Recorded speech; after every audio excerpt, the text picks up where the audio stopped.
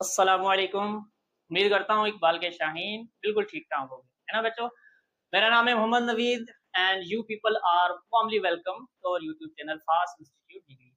बच्चों जैसा कि आप लोगों को पता है कि हम लोगों ने क्लास 10th का जो सेट्स एंड फंक्शन की जो सीरीज़ हम लोगों ने स्टार्ट की है, तो उसमें हम लोगों ने एक लेक्चर ऑलरेडी अपलोड कर दिया था जिसमें हमने इंट्रोडक्शन पढ़ा था सेट का, ठीक है? आप लोग उस वीडियो को पहले अच्छे से देखिएगा और अगर कोई भी चीज़ उसमें क्लियर नहीं है तो आप कमेंट बॉक्स में भी जो है वो पूछ सकते हैं, ठीक है?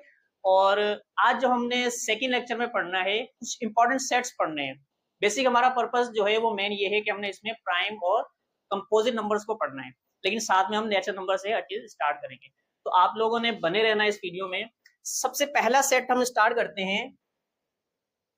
बेसिकली इसको हम नाम देते हैं सेट ऑफ नेचुरल नंबर्स, ठीक है भाई? ये एक इनफाइनाइट सेट होता है। इसका स्मॉलेस्ट नंबर एग्जिस्ट करता है बट लार्जेस्ट नंबर इसका एग्जिस्ट नहीं करता, यानी लेफ्ट साइड से बाउंड है, राइट साइड से बाउंड नहीं है, ठीक है भाई? इसको हमने नाम दे दिया कि भाई ये हमारा सेट होता है सेट ऑफ नेचुरल नंबर्स, ठीक है भाई? अच्छा जी, क्या हुआ कि इस नेचुरल नंबर से हमारी काफी सारी प्रॉब्लम्स डेली लाइफ की सोल्व होती गई, ठीक है ना? होती गई काफी सारे, यानी हमें ये भी पता है कि दो नेचुरल नंबर का सम भी एक नेचुरल नंबर आता है, दो नेचुरल नंबर का प्रोडक्ट भी एक नेचुरल नंबर आता है। लेकिन प्रॉब्लम वहां पर आई कि जब हमने दो नेचुरल नंबर को आपस में सब्ट्रैक्ट किया। यूं समझ लें कि जब हमने मतलब सेम एलिमेंट को, जैसे 3 है, 3 में से जब हमने 3 को माइनस किया तो हमारे पास एक नंबर आया 0, ठीक है? लेकिन जब तक नेचुरल नंबर था ये नंबर हमारे पास नहीं था, तो इसका मतलब ये हुआ कि फिर जब तक नेचुरल नंबर तक हमारी प्रॉब्लम सॉल्व होती थी, होती गई, लेकिन हमारे पास ये इनफ नहीं था। फिर हमने क्या किया, फिर हम लोगों ने मतलब फिर मैथमेटिशियंस ने और जो है एक नया सेट इन्वेंट किया, उसमें जीरो का इंट्रोडक्शन करवाया और जीरो के साथ सारे नेचुरल नंबर भी रख दिए। तो जब जीरो के साथ सारे नेचुरल नंबर रख दिए तो उस सेट को एक नाम दिया, उसको बोलते हैं, उसको W से डिनोट करते हैं और वो हमारे पास एक सेट बन गया जिसको कहा जाता है भाई सेट ऑफ होल नंबर्स। अब ये सेट ऑफ होल नंबर्स क्या है? बेसिकली जो सेट ऑफ नेचुरल नंबर्स है ना बच्चों, ये सारे वही काउंटिंग वाले नंबर्स हैं। याद है आप लोगों ने जो छोटी क्लासेस में काउंटिंग पढ़ी थी, जितनी भी काउंटिंग है ना वो सारी हमारी बेसिकली नेचुरल नंबर होती है, 1 2 3 4 5 6 7। और उस काउंटिंग में यानी इस नेचुरल नंबर के अंदर जस्ट एक जीरो का इजाफा किया गया, ओनली जीरो इज इंक्रीज, सिर्फ जीरो को बढ़ाया गया, बाकी rest of the set is मतलब वही नेचुरल नंबर है। तो यहाँ से आप ये ध्यान में रखना कि जो नेचुरल नंबर का सेट होता है वो W के अंदर कंटेन करता है, या यूं समझ लें या ये कह लें कि नेचुरल नंबर का सेट W का एक सबसेट होता है, यानी W का एक पार्ट ही होता है नेचुरल नंबर, ठीक है? अच्छा जी, जब मतलब नेचुरल नंबर तक हमारी कहानी चल रही थी, ठीक है? फिर उसके बाद होल नंबर आ गया। अब होल नंबर से यानी जीरो की वजह से हमारी काफी प्रॉब्लम्स सॉल्व होती गई, बड़ी बड़ी हमने प्रॉब्लम्स के साथ जो है वो सॉल्व की, शेयर की, इसने हमारे बहुत सारे मसले मसाइल हल किए। लेकिन ये भी काफी नहीं था, फिर इसके बाद क्या हुआ, फिर एक और सेट बनाया गया। क्यों? क्योंकि देखें यहाँ तक सारे पॉजिटिव नंबर, इसमें जीरो भी आ गया। अच्छा, जब जीरो आ गया तो ये पॉजिटिव वाली कहानी खत्म हो जाती है, जहन में रखिएगा। जीरो एक ना पॉजिटिव नंबर है ना ही नेगेटिव है, जीरो एक नॉन नेगेटिव नंबर है, इसको जहन में रखिएगा। कभी भी पॉजिटिव नंबर की बात हो तो मतलब ये वाले नंबर्स हैं, और नॉन नेगेटिव की बात हो तो उसमें हमने जीरो इंक्लूड करना है, अदरवाइज पॉजिटिव में और नेगेटिव में जीरो इंक्लूड नहीं होता। फिर क्योंकि यहाँ तक हमारे पास नेगेटिव नंबर्स बेसिकली नहीं थे, तो जब नेगेटिव नंबर्स नहीं थे तो जारी बात है वो प्रॉब्लम्स हम नहीं हल कर पा रहे थे जिसमें नेगेटिव नंबर्स आ रहे थे। तो फिर हमने एक नया सेट जो है मैथमेटिशियंस ने मिलकर इजाद किया, उस सेट को हमने नाम दिया जेड का। कुछ बुक्स में, हाई लेवल की बुक्स में आई से भी डिनोट किया जाता है इंटीजर्स का सेट, ये ध्यान रखिएगा। फिर जेड में हमने क्या कर दिया, हमने सारे नंबर्स को प्लस में भी ले लिया, माइनस में भी ले लिया, कुछ इस तरीके से कुल मिला के ये कहानी हमने स्टार्ट की। बी केयरफुल कि जितने भी हम लोग जो इंपॉर्टेंट सेट्स पढ़ रहे हैं ये बेसिकली सारे इनफाइनाइट है, इसमें कोई भी फाइनाइट नहीं होता। आगे चल के जितने भी सेट आते हैं ना हमारे पास वो सारे फाइनाइट नहीं होते, सारे के सारे इनफाइनाइट होते हैं। क्यों? क्योंकि इनका देखिए इसका लोअर भी एग्जिस्ट कर रहा है। आपसे कोई पूछे स्मॉलेस्ट होल नंबर क्या है, आप बोलोगे सर जीरो है, but what do you mean by the largest whole number? ये तो एग्जिस्ट ही नहीं कर रहा। सिमिलर वे में स्मॉलेस्ट नेचुरल नंबर 1 होता है but largest natural number exist नहीं करता। बट इंटीजर के अंदर स्मॉलेस्ट इंटीजर भी एग्जिस्ट नहीं करता और लार्जेस्ट इंटीजर भी एग्जिस्ट नहीं करता। क्यों? क्योंकि देखो इस सेट ऑफ इंटीजर्स को हम लोग एक और अलग तरीके से भी लिख सकते हैं। आप लोग इसको ऐसे भी लिख सकते हैं, यानी लोअर से कहां से आ रहा है हमें नहीं पता, लेकिन हम इतना जानते हैं कि -3 फिर -1 फिर -2 सॉरी -2 फिर -1 और फिर 0 फिर 1 फिर 2 फिर 3 और इस तरीके से ये चलता जाएगा। और इसको हमने नाम किसका दिया? Set of integers. अब इंटीजर्स में क्या कर दिया हमने? हमने नेचुरल नंबर के सारे नंबर भी यहाँ पर रख दिए, होल नंबर भी रख दिए और अलग से उनके नेगेटिव नंबर्स भी रख दिए। तो कहानी कुछ इस तरीके से चल रही है, ये ध्यान में रखिएगा, ऑर्डर नहीं बोलना आपने कि जो नेचुरल नंबर का सेट है वो होल में आ गया, होल नंबर का सेट किस में आ गया? इंटीजर्स में आ गया। कि मतलब जब आप इंटीजर में पहुंचे तो भाई इंटीजर के अंदर होल नंबर भी था आप लोगों के पास और साथ में हमारे पास नेचुरल नंबर भी था। क्लियर है? तो अगर आपसे कोई पूछे भाई हर नेचुरल नंबर इंटीजर होता है तो आप बोलोगे yes, but her integer natural number हो ये लाजमी नहीं है, क्योंकि अगर -3 एक इंटीजर है but it is not a natural number. So be careful, आपने ये वाला ऑर्डर फॉलो करना है कि नेचुरल नंबर जो है वो होल नंबर में आ गया, होल नंबर जो है वो किस में आ गया? इंटीजर में आ गया, तो अल्टीमेटली नेचुरल नंबर भी इंटीजर्स में आ जाएगा। ठीक है भाई। अच्छा, इंटीजर्स का लोवेस्ट भी एग्जिस्ट नहीं कर रहा, अपर भी मतलब जो लार्जेस्ट है वो भी एग्जिस्ट नहीं करता। अच्छा, फिर इंटीजर्स के बाद यहाँ तक कहानी क्लियर हुई, फिर इनके आगे इनसे निकलते हैं कुछ सेट, जिसमें हम लोग पहला एक सेट होता है जिसको बोलते हैं इवन नंबर का सेट। उसको हम उसमें हमने क्या कर दिया भाई? 0 लाकर रख दिया, +-2 रख दिया, +-4 रख दिया, +-6 रख दिया, +-8 एंड सो ऑन। और इसको हम लोगों ने भाई एक नाम दे दिया कि भाई ये है सेट ऑफ इवन नंबर्स। उम्मीद है आप लोगों को इवन नंबर्स पता होगा, कोई इतना खास टॉपिक नहीं है ये भाई। हर वो इंटीजर जिसको 2 पूरा पूरा डिवाइड करता है, हर वो इंटीजर जिसको 2 पूरा पूरा डिवाइड करता है वो आपके पास क्या होता है? इवन नंबर होता है। और ये ध्यान में रखिएगा, हर इवन के बाद एक ऑड होता है। अगर आप इंटीजर की बात करें, मान लें अगर 1 ऑड है तो 1 के आगे 2 इवन होगा, 3 ऑड है फिर 4 इवन होगा, 5 ऑड है तो 6 इवन होगा। मतलब ये अल्टरनेट ऑर्डर में आते हैं। तो 0, अब 0 जो है वो इवन क्यों है? क्योंकि 0 का हर नंबर फैक्टर होता है। 0 को 2 भी डिवाइड करता है, 3 भी डिवाइड करता है, 4 भी डिवाइड करता है, इवन 0 के इनफाइनाइट फैक्टर्स होते हैं। ठीक है बच्चों? और 0 जो है वो 2 अगर 0 को डिवाइड कर रहा है तो अल्टीमेटली इवन नंबर्स की डेफिनेशन को फॉलो कर रहा है। इसी वजह से हमने इसमें 0 भी रख दिया और +-2 भी रख दिया, +-4 भी रख दिया, +-6 भी है, +-8 भी है, और इस तरीके से आगे हर एक एक नंबर के बाद यानी +-10 वगैरह सारे चलते हैं। हर वो नंबर इवन है जिसको 2 पूरा पूरा डिवाइड करता है, ये ध्यान में रखिएगा। और कोई नंबर जितना भी बड़ा हो उसके यूनिट डिजिट पे, आपने लास्ट डिजिट पे राइट साइड पे देखना है, अगर आपको कोई एक इवन नंबर मिल रहा है तो उस पूरे नंबर को 2 का टेबल जरूर लाजमी लगता है, 110%। अच्छा, इवन के बाद हमारे पास एक सेट आता है जिसको हमने ओ का नाम दे दिया और वो था ऑड नंबर का सेट। उसमें हम लोगों ने क्या किया भाई? +-1 रख दिया, +-3, +-5, +-7 एंड सो ऑन। अब ये इवन और ऑड का मतलब ये हो गया कि भाई जो नंबर तो इवन है उनको तो 2 का टेबल पूरा पूरा लग रहा था, बट जो नंबर ऑड थे उनको 2 का टेबल पूरा पूरा इंटीजर जो है वो उनको मतलब 2 का टेबल नहीं लग रहा। जैसे 1 है, 1 पर 2 एग्जैक्ट डिवाइड नहीं करता, 3 पे 2 एग्जैक्ट डिवाइड नहीं करता, 5 पे 2 एग्जैक्ट डिवाइड नहीं करता, 7 पे 2 एग्जैक्ट डिवाइड करता, और इस तरीके से आगे जितने भी ये नंबर्स हैं ये सारे के सारे जो हैं हमने इनको नाम दे दिया कि भाई ये जो सेट बना इनको हमने नाम दे दिया set of odd numbers. Clear है? ध्यान में रखिएगा, इवन नंबर पॉजिटिव भी हो सकते हैं, even number can be positive integer और negative integer. In the same way odd number भी पॉजिटिव हो सकते हैं और नेगेटिव भी हो सकते हैं। तो ये तो थे बेसिक सेट, उम्मीद है आप लोगों को पता भी होगा, हम लोगों ने पिछली क्लास में बल्कि 6-7 स्टैंडर्ड से हम लोग ये पढ़ते आ रहे हैं, ठीक है ना। लेकिन हमारा मेन पर्पस जो है वो आज ये था प्राइम और कंपोजिट नंबर का, लेकिन उससे पहले आप लोगों को इस चीज की थोड़ी बहुत जानकारी होना लाजमी थी, तो आप इसको पहले अच्छे से नोट कर लें, फिर हम चलते हैं प्राइम और कंपोजिट नंबर्स पर। ये ध्यान में रखिएगा कि यहाँ तक कुछ प्रॉब्लम सॉल्व हुई, फिर कुछ प्रॉब्लम यहाँ तक सॉल्व हुई, आगे चलते इस तरीके से, मतलब इन्वेंशन जो है वो जब तक जरूरत पड़ती रही हमने इन्वेंशंस की।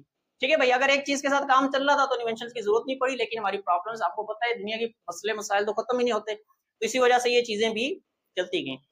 उम्मीद है आप लोगों को बच्चों समझ में आ रहा होगा, बहुत आसान सा टॉपिक है यार, इतना कोई मतलब हाई फाई कॉन्सेप्ट नहीं है इसमें। अच्छा, अब अगर ये आप लोगों को ये वाली चीजें समझ में आ गई हैं तो अब हम बढ़ते हैं जो हमारा मेन पर्पस है, क्योंकि बच्चों को अक्सर प्राइम और कंपोजिट नंबर में डिफिकल्टी होती है। अब देखें, सबसे पहले तो हम बात करते हैं कि प्राइम नंबर्स होते क्या है।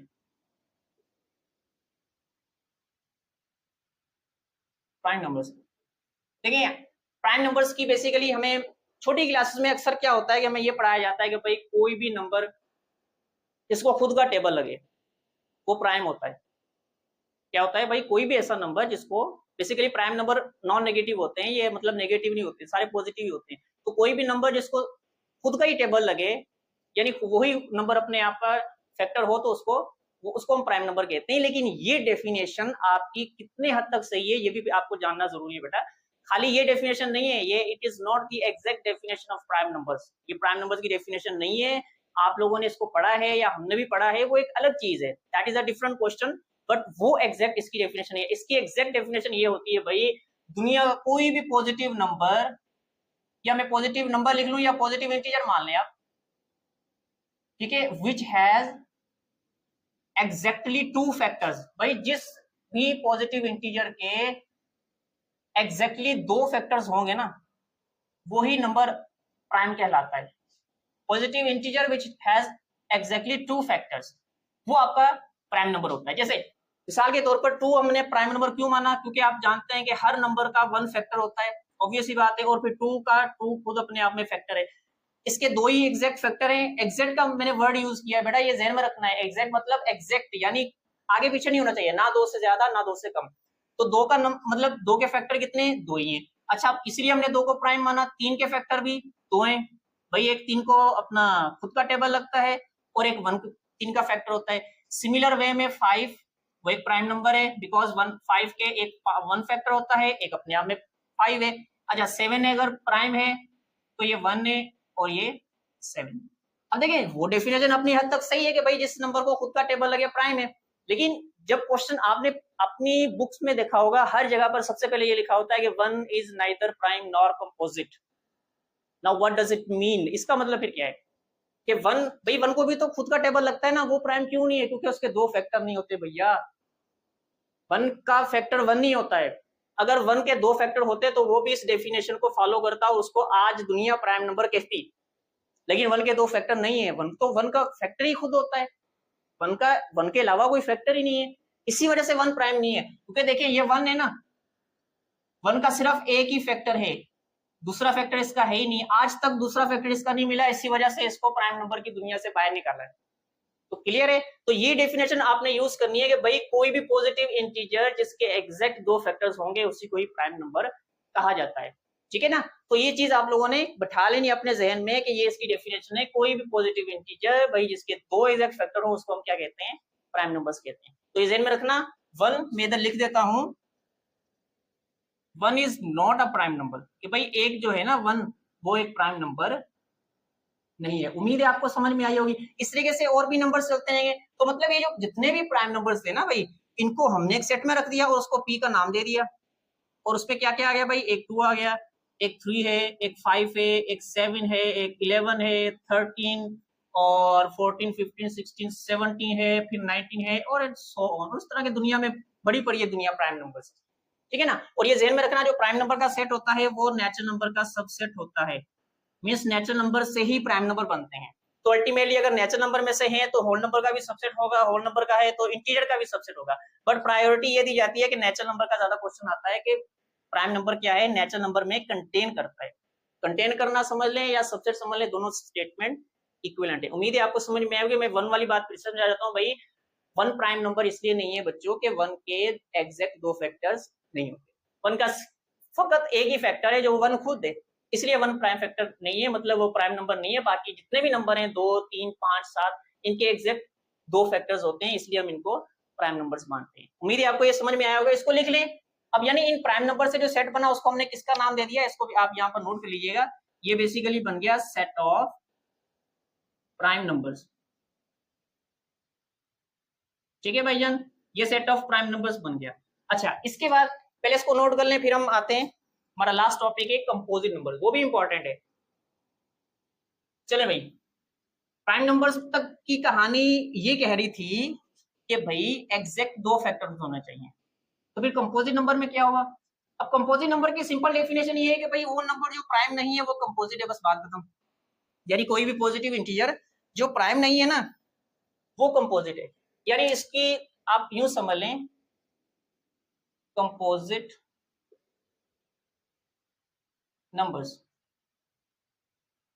मतलब ये हो गया कि भाई अ नंबर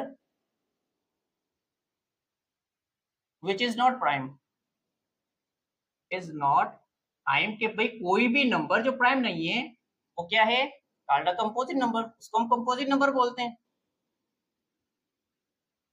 लेकिन ये तो जस्ट डेफिनेशन के तौर पर है ना, इसको समझने के लिए आप यूं कहें कि भाई a positive integer which has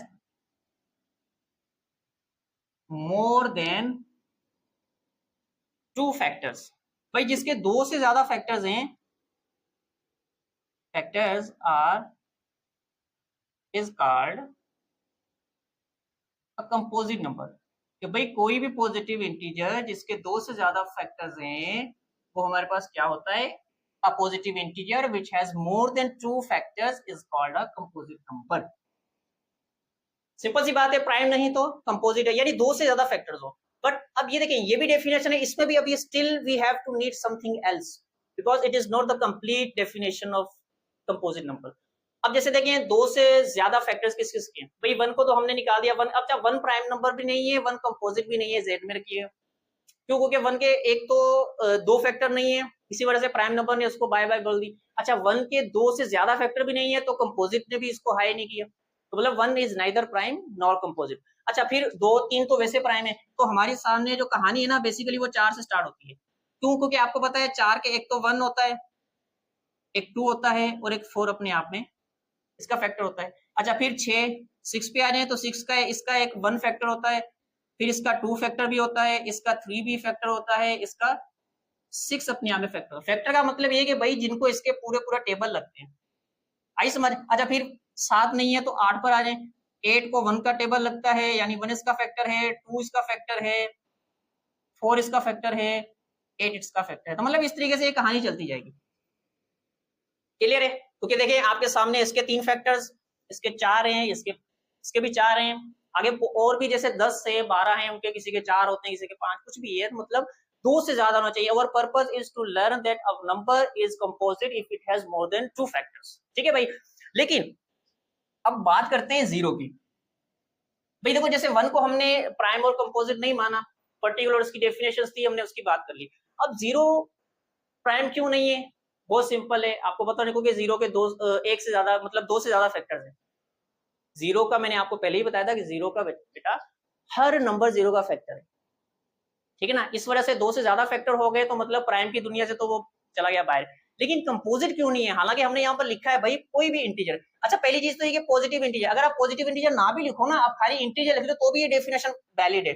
लेकिन फिर भी 0 का अक्सर क्वेश्चन पूछा जा सकता है कि वाई 0 इज नॉट प्राइम या वाई 0 इज नॉट कंपोजिट, ठीक है ना। तो ज़हन में रखिएगा 0 के 2 से ज्यादा फैक्टर्स तो हैं बट 0 के फाइनाइट फैक्टर्स नहीं है। आप देखना 0 के अलावा जितने भी नंबर हैं उनके फाइनाइट फैक्टर्स हैं। भाई इसके कितने फैक्टर्स हैं? 4 हैं, इसके भी 4 हैं, इसके 3 हैं। अगर आगे 50 भी आ गया, 50 के भी कुछ ना कुछ फाइनाइट ही होंगे, 5 हो जाएंगे, 10 हो जाएंगे, लेकिन फाइनाइट है, आप काउंट कर सकते हो। बट 0 के फैक्टर्स आप काउंट नहीं कर सकते, इनफाइनाइट फैक्टर्स हैं 0 के। इसी वजह से 0 कंपोजिट नंबर की भी दुनिया से नहीं है, मतलब कंपोजिट नंबर की दुनिया से भी बाहर है। रीजन सिर्फ इतना है कि भाई 0 के 2 से ज्यादा फैक्टर्स हैं। आई डू बिलीव, आप भी बिलीव करोगे भाई 0 के 2 से ज्यादा फैक्टर्स हैं बट इनफाइनाइट हैं, फाइनाइट नहीं है। तो इसका मतलब ये हुआ कि यहाँ पर जब फैक्टर्स लिखे ना, इस फैक्टर्स के आगे आप ये ध्यान में रखना, आप एक फाइनाइट का वर्ड जरूर यूज करें, otherwise your definition is still incomplete.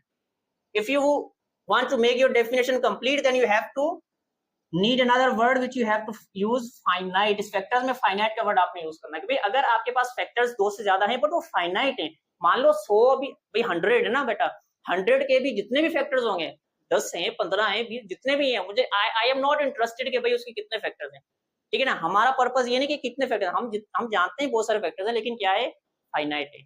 आप 1000 को उठा लो, बहुत सारे फैक्टर्स आपको 1000 के मिलेंगे, लेकिन सारे क्या है बेटा, फाइनाइट है। बट 0 एक ऐसा नंबर है जिसके क्या है, इनफाइनाइट फैक्टर्स हैं, इस वजह से 0 कंपोजिट नहीं है।